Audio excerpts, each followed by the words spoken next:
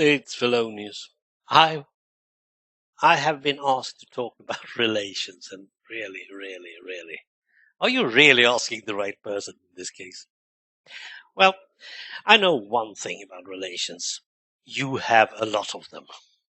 Absolutely. You have the partner, you have the kids, you have everyone at work, you have all your friends, you have the dog, you have the guy you meet in the grocery store, and every other store or facility you are visiting, the library and so on.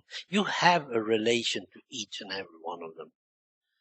So a general rule for relations, that's not really optimal, is it? I mean, I can't treat my partner like I treat my dog. I know people that are doing it, but no, that's not a good one. Let's see what I have learned. First of all, when it comes to your children, you have one thing, you have unconditional love. It doesn't matter how much crap that kid is going to give you, you can't stop loving him. Yeah, that's it. Rule number 2, or should we call them rules even? You can never, ever choose your relatives.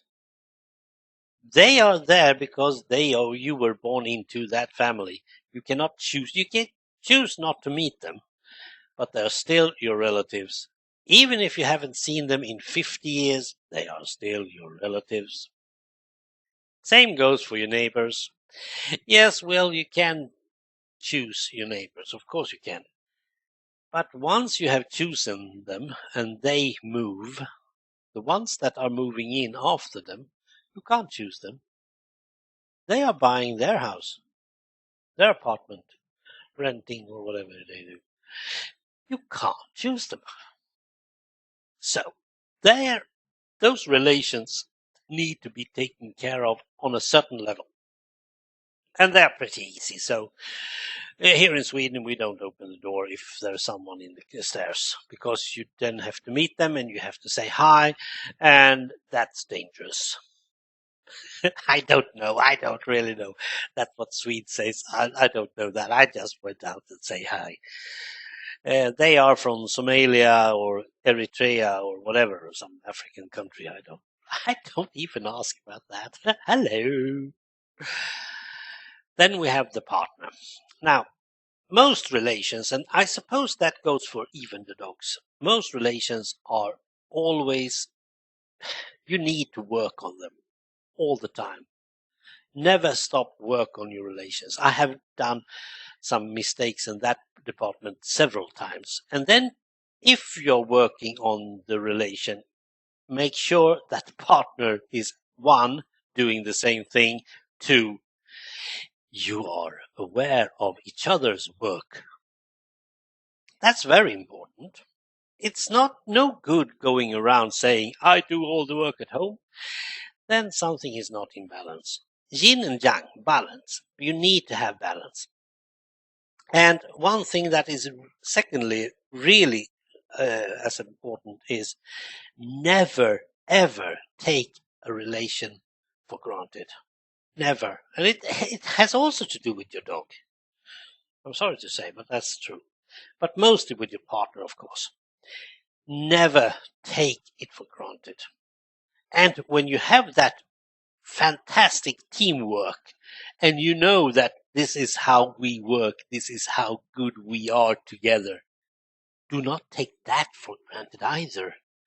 Tell each other, yes, we are great together. Now we have done this together. Push. Make sure that you go to bed and talk about it and say, man, did we do this good?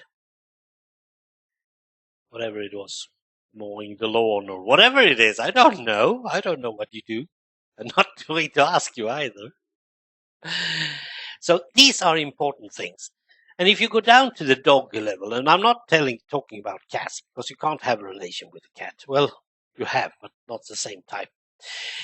When you go down to the dog, it's the same thing. When suddenly you and your dog is actually working together, doing the stuff you should, the dog isn't going around yapping on the other dogs, because that's not how it's supposed to be. You're not going to go to that part of your relation when you have to get Caesar Millen in, right? So that's important. It's the same thing. Don't take it for granted. Next time you and your dog is out walking, he will be barking like mad if you're not treating it right. Now, dogs are easier than your partner, so it's not a big deal. Now, the relationship with your kids. As I said, it's not an easy one because you have to love them, and you are going to, whether you like it or not. But you also need to bring him up. And I'm saying him, and I mean, of course, him and her. And you have to bring them up to a world that you don't really understand yourself, and you are going to bring him up to something that is not an image of you or your partner. And still they are looking like part of you and part of your partner. This is strange. This is really strange. So how do you do it? There is no way there's no instructions, there is no do-it-yourself book or anything. Just have a common sense and take care of those two rules. Never take it for granted and always work on it.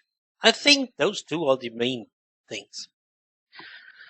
Now I have to say, of course, there might be someone, I hope not, that is asking, why aren't you into a relation yourself? Yeah, why is Fellonius the wizard so eager to be single?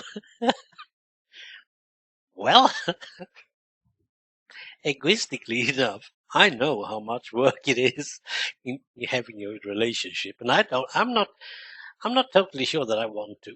I'm not totally sure that I want to get all that work done in order to have someone at my side. And the poor woman would probably have a lot of work to do as well, because I also want to keep all the things that I do at the moment. Yes, I want to play Minecraft 24/7. I want to play my Morrowind. Want to do my YouTubing, and I want to just get that strange feeling of no one's going to tell me what to do. Yes, of course, it is not as healthy to be alone as being together with someone. But at the moment, I am a big pile of egoism. I can tell you that. I'm so selfish that my clothes can stand for themselves.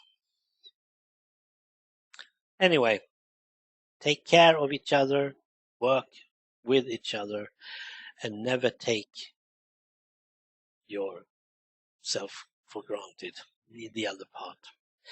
That's the main thing I know so far. Perhaps there's more to learn. We'll never know. Well, that's the Sunday Japping. That's it. Thanks for listening.